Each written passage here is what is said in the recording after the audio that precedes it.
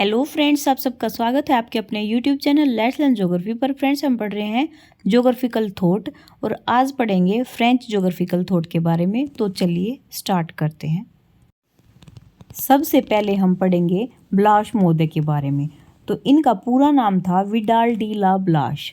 इन्होंने क्या किया भाई, ये मानव भूगोल के जन्मदाता थे। जो ब्लाश मोदे थे ये मानव भूगोल के जन्मदाता थे और फ्रांस के भूगोल के पिता भी इन्हें माना जाता है। तो क्या इंपॉर्टेंट पॉइंट पढ़े हमने दो, कि जो ब्लाश मोदे हैं ये मानव भूगोल के जन्मदाता कहलाते हैं, फ्रांस के भूगोल के पिता भी इनको कहा जाता है और ये एक संभववादी विचारधारा के समर्थक थे। पेरिस विश्वविद्यालय में ब्लाश मोदे ने प्रथम मानव भूगोलवेता के रूप में काम किया था। यानी कि जो ब्लाश मोदे थे वो पेरिस विश्वविद्यालय में प्रथम मानव भूगोलवेता थे। नेक्स्ट है भाई, इन्होंने एक बुक लिखी फ्रांस का भूगोल। बुक का नाम था फ्रांस का भूगोल। उस बुक में इन्होंने एक शब्द यूज़ किया था पेज, PAYS, पेज। इस शब्द का यूज़ किया था इन्होंने और इस वर्ड का क्या मतलब था कि ऐसे छोटे छोटे क्षेत्र जिनमें मिट्टी, जलवायु, रहन सहन, ये सारी की सारी चीज़ें इनमें समानता पाई जाती हो, तो ऐसे क्षेत्र कहलाते हैं पेज। तो ये था ब्लाश मोदे के बारे में, ये बुक थी जो फ्रांस का भूगोल उसके बारे में। नेक्स्ट बुक थी वही ब्लाश मोदे की जेनरेस डे वाया। ये जो बुक थी, इस बुक में ब्लाश मोदे ने जीवन शैली का कंसेप्ट दिया था। क्या दिया था? जीवन शैली का कंसेप्ट दिया था। नेक्स्ट है भाई, ब्लाश मोदे ने पार्थिव एकता का सिद्धांत दिया। पार्थिव यानी कि पृथ्वी, पार्थिव एकता का सिद्धांत किसने दिया? ब्लाश मोदे ने दिया।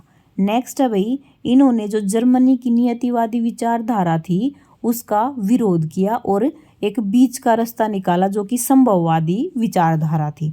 यानी कि न तो निश्चयवादी और न ही अनिश्चयवादी, ठीक है। और इन्होंने बीच का रास्ता निकाला, वो क्या था? संभववादी। इनके अनुसार मानव प्रकृति की चीज़ों का यूज़ अपनी कठिनाइयों को दूर करने के लिए करता है। क्या? जो भी प्रकृति ने हमें चीज़ दी है उनका जो यूज़ कर रहा है मनुष्य, वो अपनी कठिनाइयों को दूर करने के लिए कर रहा है। नेक्स्ट है भाई, ब्लाश मोदे जो है वो एंथ्रोपोजोग्राफी जो बुक थी उसका जो सेकंड खंड आया था, वो सेकंड खंड शायद 1891 या 2 में आया था भाई, हाँ।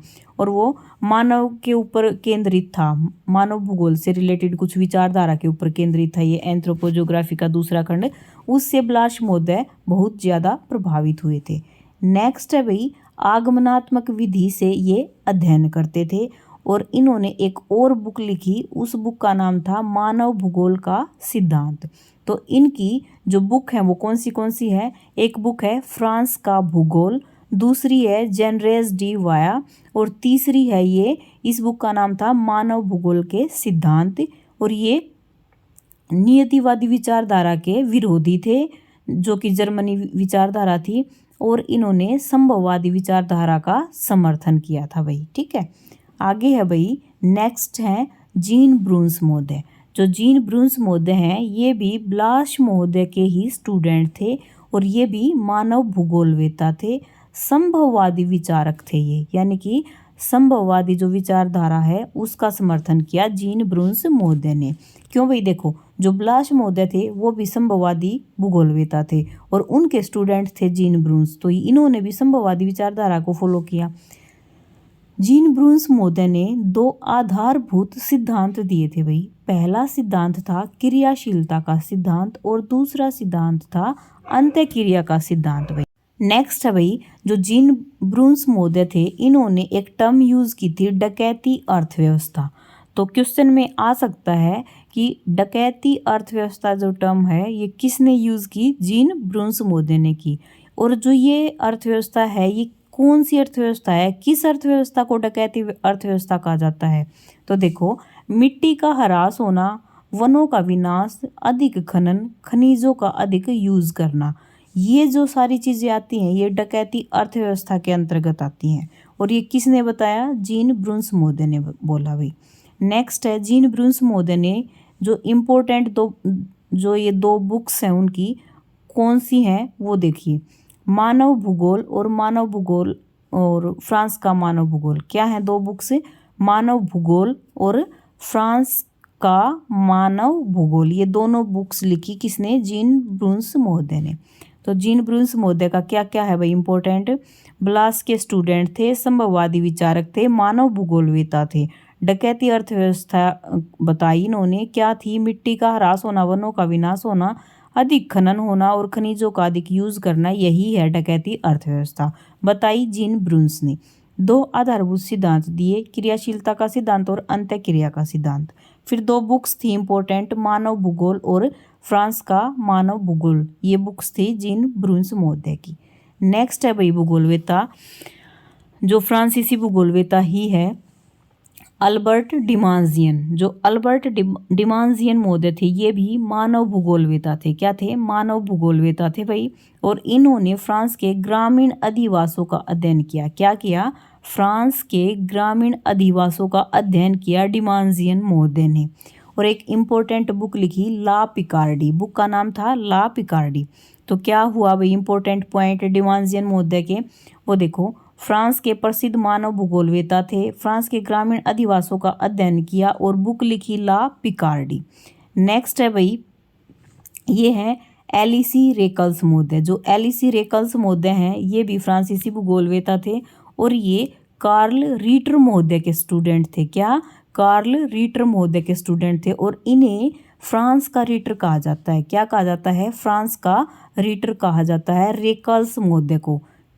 और इन्होंने एक बुक लिखी भाई, बुक का नाम है विश्व का नवीन भूगोल। क्या नाम है? विश्व का नवीन भूगोल, रिटन बाय रेकल्स।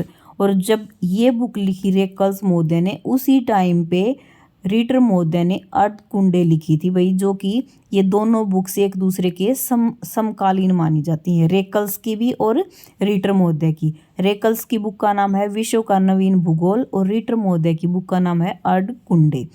फिर से देख लीजिए, जो रेकल्स महोदय हैं ये फ्रांसीसी भूगोलवेता थे, फ्रांस का रीटर कहा जाता है इनको, कार्ल रीटर के स्टूडेंट थे।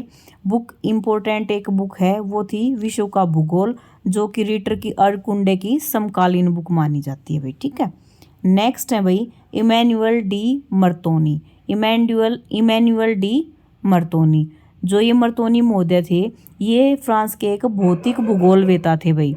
क्या थे? फ्रांस के भौतिक भूगोलवेता थे। कार्पेथियन पर्वत श्रेणियों का इन्होंने अध्ययन किया था भाई। भौतिक भूगोलवेता थे तो जो भौतिक चीज़ें हैं उनका ये अध्ययन करेंगे। तो इन्होंने क्या किया?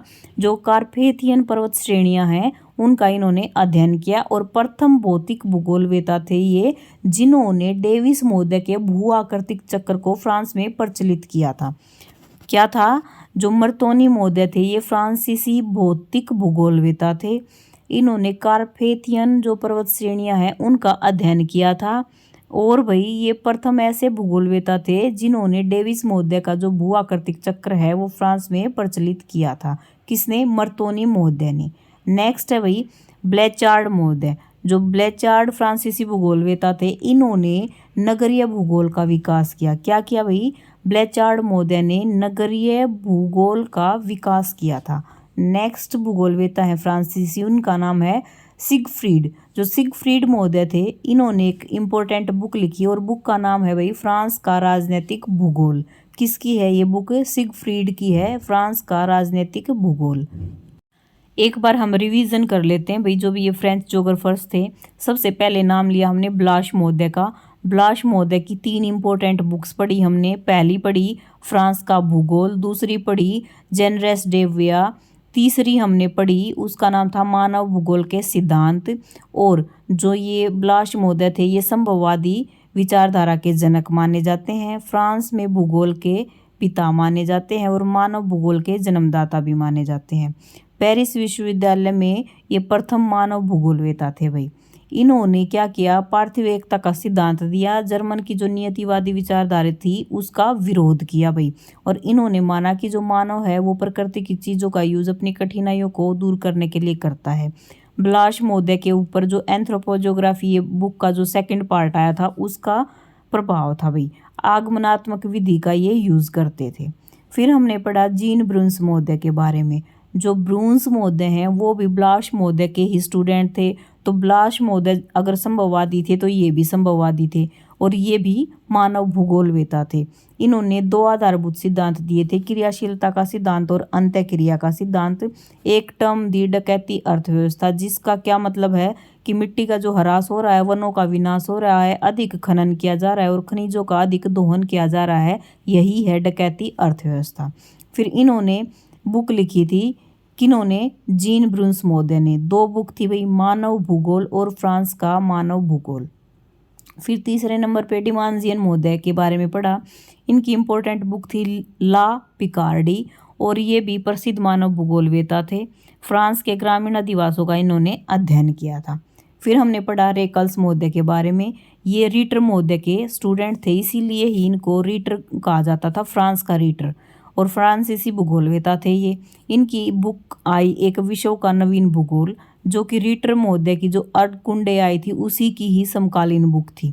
फिर हमने पढ़ा मर्तोनी महोदय के बारे में, जो कि फ्रांसीसी भौतिक भूगोलवेता थे और कार्पेथियन पर्वत श्रेणियों का इन्होंने अध्ययन किया था और ये प्रथम ऐसे भूगोलवेता थे जिन्होंने डेविस का भू आकृतिक चक्र फ्रांस में प्रचलित किया था। फिर हमने पढ़ा ये ब्लैचार्ड महोदय के बारे में, जो कि ऐसे भूगोलवेता थे जिन्होंने नगरीय भूगोल का विकास किया। फिर हमने लास्ट पढ़ा सिगफ्रीड महोदय के बारे में, जो कि फ्रांस का राजनैतिक भूगोल एक बुक लिखी थी इन्होंने, जो सिगफ्रीड महोदय थे।